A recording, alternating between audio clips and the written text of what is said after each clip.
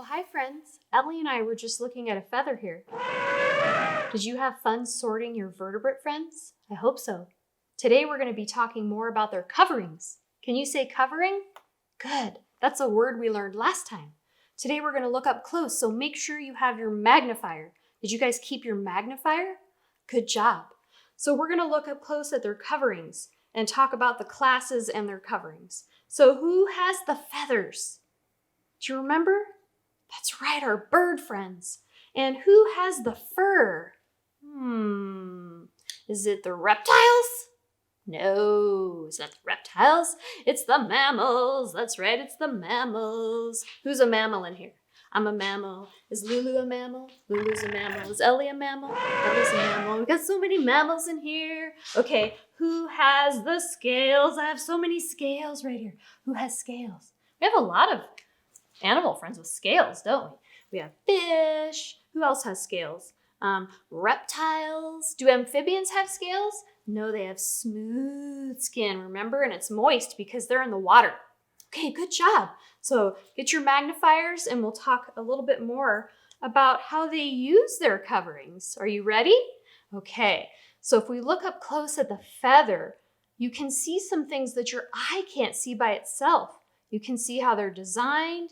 If you look at this feather, it looks different on the end up here with the dots than it does down here. It's so fluffy and soft. Have you ever seen a pillow with feathers? Have you ever been poked by a feather? So how do our bird friends use their feathers? Well, feathers can repel water. Feathers can help them fly.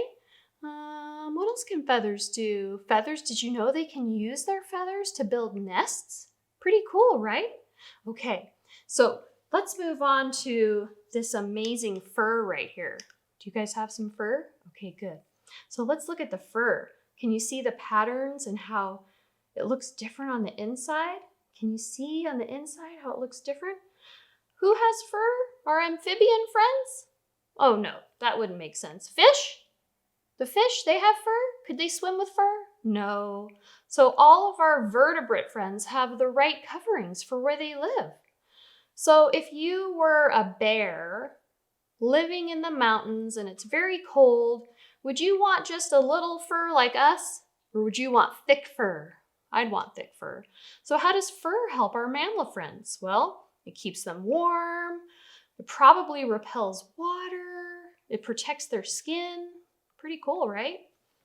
Now let's talk about scales. Look at these scales. They're so funny looking, right? They almost look like our fingernails. Can you see your fingernails? Okay, so how do scales help our fish friends? I wonder if it helps them in the water, if it helps them move through the water. It does. It does help them. It also protects them from attacks from other animals in the ocean. And it helps them be protected from diseases too. These scales are pretty cool. So I hope you guys will keep your magnifiers and keep looking at these coverings because we can discover so much by looking at them. There's one more thing I want you to know about their coverings, and it helps them do something so cool. It's called camouflage. Can you say camouflage? Good job. What is camouflage? Well, it helps them blend into their environment and hide.